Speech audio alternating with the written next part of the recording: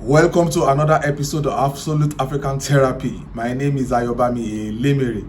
Thank you for joining me. And today, we want to be talking about ginger. Because last week, we talked about the benefit and the effect of hibiscus tea, which we can get from the flower, hibiscus flower. So today, we're going to be talking about ginger.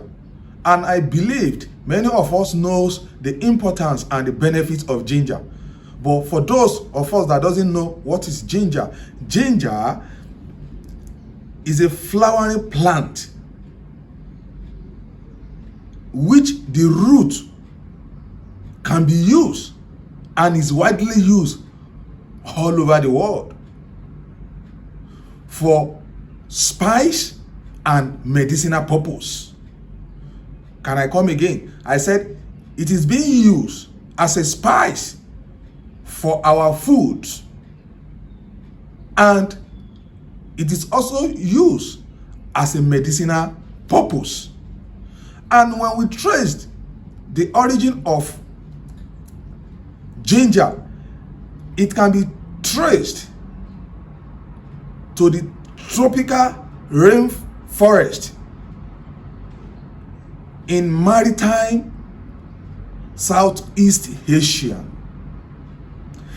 It was likely domesticated by the Austronesian people and spread throughout the Indo-Pacific world. The Austronesian people transported ginger during the Austronesian expansion around 5,000 years ago. When you listen very well, you will get to understand that this spice, this medicinal potent, has been in existence for more than 5,000 years. Ginger was used by the ancient Greeks and Romans. Ginger arrived in Europe during the spice trade. It was being transported from Southeast Asia to Europe during the era of spice trade. Ginger is now grown in part of South America, Africa, and the Middle East. Like I said earlier, I said it is being used all over the world. It's a great spice with a great potential for healing. Because here we want to talk about the medicinal purpose of it. That is the area where we want to talk about the medicinal purpose. So now let's go deep into why we are here. Remember, I said we are trying to go into the medicinal purpose of ginger. So what is ginger known for? Ginger is known as a pain reliever. It relieves pains. Ginger can help to relieve pains from those that are suffering from menstrual pain, cramp, and arthritis. It has so many benefits, but those are the things that I can mention here because of our time.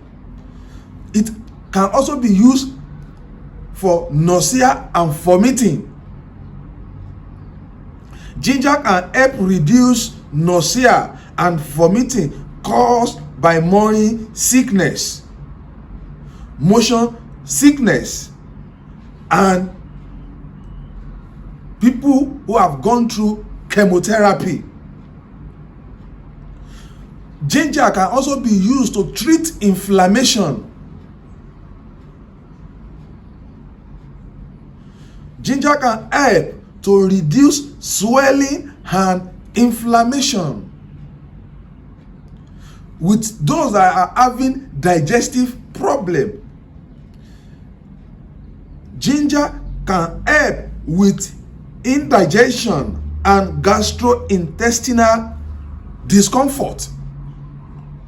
Anything that has to do with our inner body. That's why they call it gastrointestinal. And above all, ginger is very, very good as an antioxidant. Ginger contains antioxidants which can help to manage free radical that can damage cells in our body. So before for us not to waste our time, let's now go into how it can be used. You can take ginger by mouth or use a ginger compress.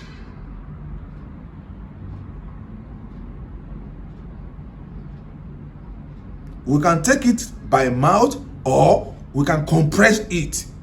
It can also be used for our skin.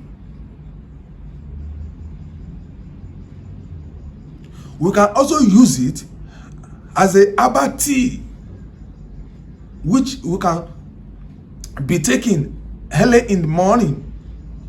Then we will see the effect of it. Ginger can be taken as tea.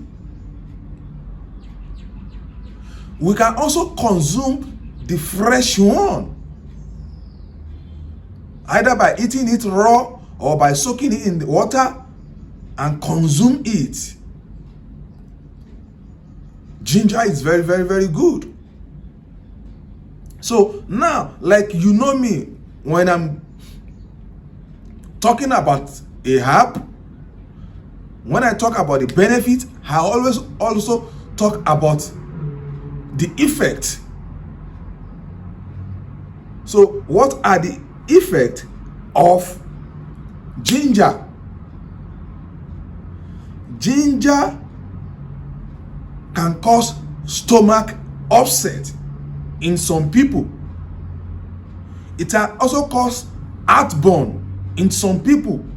Someone like me, most of the time that I use it, except I use it before bed, but when I use it during the day, I always have heartburn. So like I said, it can cause stomach upset, heartburn, diarrhea, belching, and reflux.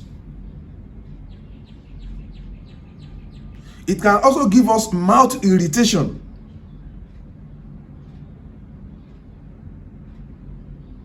Irritation in our mouth or irritation in our throat. Ginger may increase the risk of bleeding, especially if you take blood thinner. For those that are taking blood thinner, ginger may increase the risk of bleeding. So it is advisable when you are taking a blood thinner for those that are having circulatory problem. So it is advisable, don't take ginger because it's gonna thin your blood, which may cause bleeding.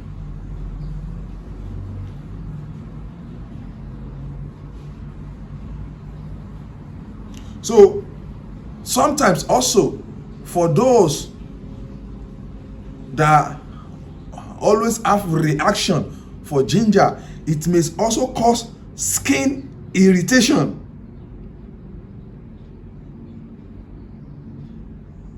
If you apply it to your skin. So now, what are the precautions about ginger? Can I tell you the truth? And I believe many of us want to hear the truth. Ginger is safe for everyone. Ginger is safe for all mankind. But I'm gonna advise, or scientifically not proven, but it is an advice for breastfeeding mothers and the pregnant women not to take ginger. Ginger is likely safe to eat,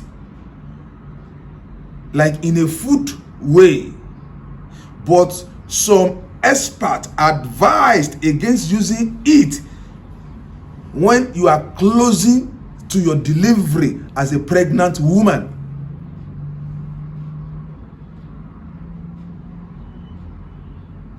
High dose of ginger might worsen some heart condition if you take it in high dose, but apart from that, it's very, very good for circulatory. And you know, when your blood system circulates very well, your heart pump blood very well. So number 3, ginger might slow blood clotting. So you should stop taking ginger 1 to 2 weeks before surgery. Like if you are planning to go for surgery, you should stop taking ginger a week or 2 weeks before you go for the surgery, because it may slow your blood system.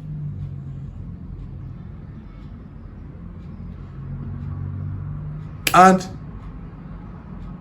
to end it here, people with gallstone should talk to their doctor before taking ginger. People who are having gallstone issues, gallstone problem, they should take advice from their doctors or their doctor before taking ginger, because it may not be safe for them. Like I used to say, there is nothing that have advantages that will not have disadvantages.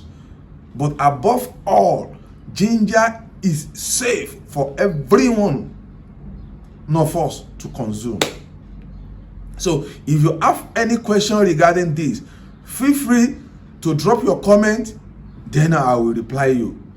Until I see you again, my name remains Ayobami Elemere. Thank you, and I love you all.